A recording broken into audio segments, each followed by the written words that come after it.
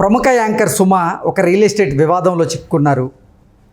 Rocky avenues అనేటువంటి ఒక real estate సంస్థ అతి తక్కువ ధరకే ఇంటి నిర్మాణం చేపట్టి మీకు ఇస్తాము అంటూ కస్టమర్ల దగ్గర నుంచి డబ్బులు దండుకొని వారిని మోసం చేసినటువంటి నేపథ్యంలో ఈ రాకీ అవెన్యూస్ అనేటువంటి ఈ రియల్ ఎస్టేట్ సంస్థకి బ్రాండ్ అంబాసిడర్గా సుమగారు వ్యవహరించినటువంటి నేపథ్యంలో కొంతమంది కస్టమర్లు తాము మోసపోయాము, మీరు ఆ కంపెనీ ప్రకటన చేయడం వల్లే మేము ఆ కంపెనీకి సంబంధించినటువంటి స్థలాలను కొనుగోలు చేశాము, ఇంటి నిర్మాణం కోసం ఆ కంపెనీకి కొంత డబ్బును వెచ్చించాము అంటూ కొంతమంది కస్టమర్లు సుమగారిని రిక్వెస్ట్ చేయడంతో ఈ వివాదం మీద సుమగారు స్పందించారు.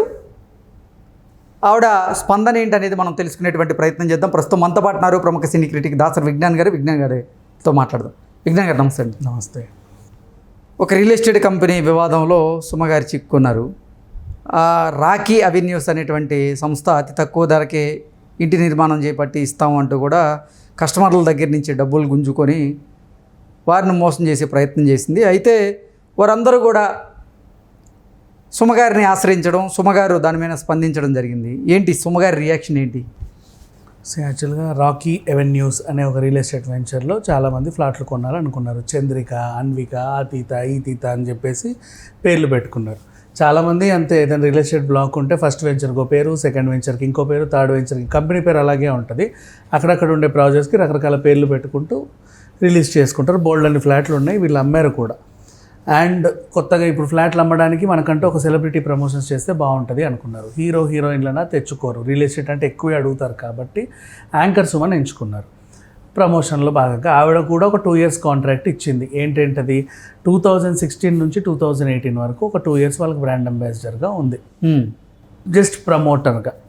తర్వాత ఇప్పుడు 2024లో ఈ కంపెనీ ఎత్తేసారు. సో 19, 20, 21, 22, 23, 24 దాదాపు 6 ఏళ్ళ తర్వాత 2016 నుంచి ఆ కంపెనీ ఉంది అంటే 8 ఏళ్ళు. సుమ ప్రచారం చేసినప్పటి నుంచే 8 ఏళ్ళు. వీళ్ళు వ్యవహారాలు నడిపి ఇంకో 2 ఏళ్ళు అంటే 10 ఏళ్ళ నుంచి ఒక కంపెనీ అనేది ఉంది. విజయవాడలో ఫ్లాట్లో గీట్లో ఏదో అమ్ముకుంటూ వాళ్ళ వ్యాపారాన్ని కొనసాగిస్తున్నారు. ఇప్పుడు ఏమైంది, సడన్గా దివాలా తీసింది. వీళ్ళందరూ లబోదిబోం అనుకుంటూ ఎవరిని అడగాలి? ఆ కంపెనీ ఓనర్స్ గురించి పోలీస్ స్టేషన్లో కేసు పెట్టి కోర్టులో లీగల్గా ఫైట్ చేయాలి. చేసి అయ్యో పాపం అనుకునే వాళ్ళం. కాకపోతే వీళ్ళకి బుద్ధి వక్రీకరించి ఏం చేశారు, హోర్డింగ్లో సుమగారు ఉన్నారు, సుమ మాకు సమాధానం చెప్పాలి. ఎందుకు అంటే సుమగారు చేశారంటే ఈ కంపెనీ మంచిదై ఉంటుంది అనేటువంటి ఆలోచనతో కూడా కొంతమంది కస్టమర్లు కొనేటువంటి అవకాశం ఉంటుంది కదా. మరి బ్రాండ్ అంబాసిడర్ని అడిగితే రిక్వెస్ట్ చేస్తే తప్పే ఉంది దాంట్లో? సో అదే చెప్తున్నాను. నెంబర్ 1 విస్కీకి ప్రమోటర్గా రానా ఉన్నాడు. మరి రానా ఉన్నాడు కాబట్టి అందరు రోజు తాగొచ్చుగా, పొద్దున్న లేచి సాయంత్రం లేచి. తప్పేముంది? ఒక ప్రమోటర్, అంత పెద్ద ప్రమోటర్ ప్రచారం చేస్తే తాగొచ్చుగా. అవును, తాగుతారు, దాంట్లో ఉంది. విమల్ పలుకులలో కేసరి తినొచ్చుగా అందరూ కూడా పొద్దున్న లేచి సాయంత్రం లేచి.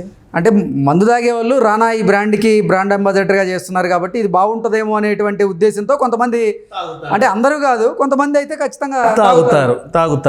రానా అభిమానులు ఉంటారు. అవును, వాళ్ళు గుట్కా అభిమానులు ఉంటారు. షారుఖ్ అభిమానులు చూసేసి ఈ గుట్కా తింటే బాగుంటుందని కూడా తింటారు. ఓకేనా? రియల్ ఎస్టేట్ ఫ్లాట్లు కొనేవాళ్ళు పలానా సెలబ్రిటీ చేసింది కాబట్టి నమ్మి కొనేవాళ్ళు కూడా ఉంటారు. సెలబ్రిటీ చేసినా చేయకపోయినా కొనేవాడు ఎలాగో కొంటాడు, తినేవాడు ఎలాగో తింటాడు. ఇప్పుడు ఆ సుమ ఉన్నందుకు సుమని అడిగారు.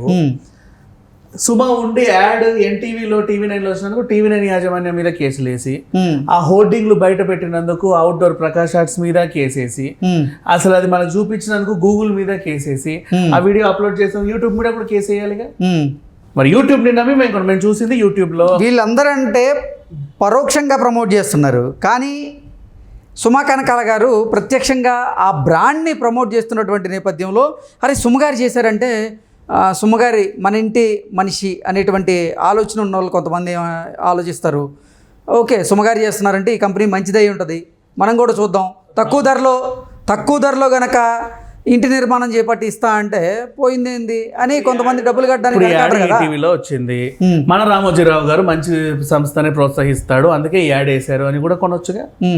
అప్పుడు రామోజీరావు మీద కూడా కేసు వేస్తారా? ఈటీవీ మధ్యలో న్యూస్ మధ్యలో యాడ్ వచ్చింది రాకీ అవెన్యూస్. ఇప్పుడు ఒక బ్రాండ్కి బ్రాండ్ అంబాసిడర్ పెట్టుకునేది బ్రాండ్ అంబాసిడర్ ని ఎప్పుడు ఏమీ అనకూడదు. Brand ambassador is nothing but ఒక టీవీకి ఎలా యాడ్ ఇచ్చావో, ఒక యూట్యూబ్ కి ఎలా యాడ్ ఇచ్చావో, ఒక హోర్డింగ్ కి ఎలా యాడ్ ఇచ్చావో, ఒక పర్సన్ కి కూడా అలాగే. ఎందుకు బ్రాండ్ అంబాసిడర్ ఎందుకు అనకూడదు? అంటే ఆ సంస్థ ఏంటనేది, లేకపోతే ఆ సంస్థ ప్రొఫైల్ ఏంటనేది చూసుకోకుండా బ్రాండ్ అంబాసిడర్లు ఎలా ఇస్తారు? ఛాన్సే లేదు.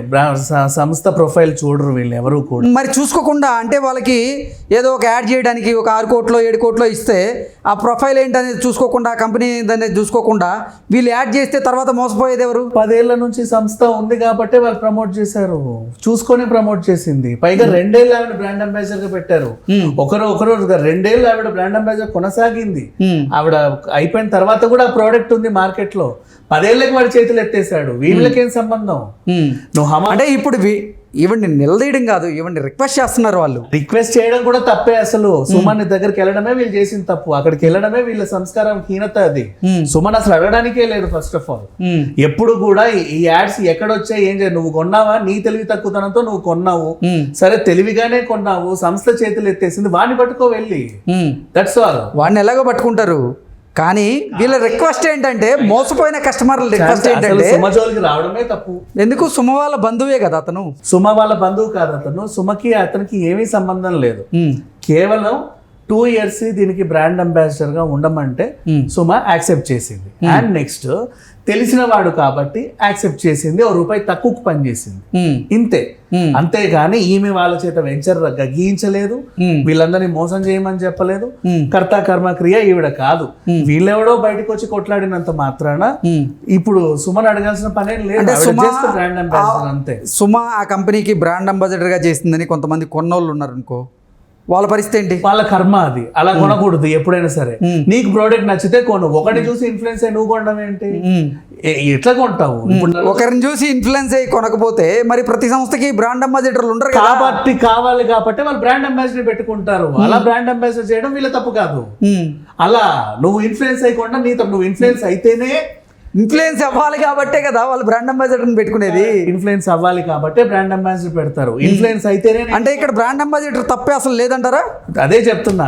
నిన్ను ఇన్ఫ్లుయెన్స్ చేస్తే తప్ప నువ్వు కొనను అంటే ఇప్పుడు ఎవరిది తప్పు ఇక్కడ? నిన్ను ఆశ పెడితే తప్ప నువ్వు కొనంటున్నావు, ఇన్ఫ్లుయెన్స్ చేస్తే తప్ప కొనంటున్నావు. గ్రీన్ ఫ్యాక్టర్ చెప్తే సుమ గారు తన మాటల్లోనే అతి తక్కువ ధరలో ఈ ప్రాంతంలో ఇంత తక్కువ ధరకి ఏ కంపెనీలో ఇవ్వనటువంటి ఆఫర్ ఉంది అంటూ ఆవిడ యాడ్ చేయబట్టే ఆఫర్ నచ్చి ప్లస్ సుమగారే ఇచ్చారు అంటే, సుమగారు ఇచ్చారంటే ఈ కంపెనీ మంచి కంపెనీ అయి ఉండొచ్చు అని ఆలోచించి కొన్న వాళ్ళందరూ ఇప్పుడు వాళ్ళ పరిస్థితి ఏంటి? వాళ్ళ కర్మకి చావండి. ఇంక ఇట్లాంటివి ఏమన్నా కొంటే మీ కర్మకి చావండి. సింపుల్ గా ఎప్పుడు కూడా బ్రాండ్ అంబాసిడర్ ని అనే హక్కు ఎవరికీ లేదు. అది అసలు నైతిక హక్కు కోర్టులోనూ చెల్లదు. బ్రాండ్ అంబాసిడర్ ని ఎందుకు పెడతారు అంటే ఆ ప్రోడక్ట్ మీద ప్రజలకు విశ్వాసం కలగాలి అని ఒక బ్రాండ్ అంబాసిడర్ ని పెట్టుకుంటారు, అంతే తప్పితే ఈవిడ్ని చూసి మీరు కొనాలి అనే దీంతో ఏమన్నా అయితే మీరు ఈవిడ్ని అడగండి అనే నిదానంతో పెట్టరు. ఇప్పుడు సుమ రియాక్షన్ ఏంటి దీని మీద? ఏంటి? సుమ ఆల్రెడీ వాళ్ళ కంపెనీ మీద కేసు పెట్టింది, వాళ్ళకి నోటీసులు పంపించింది.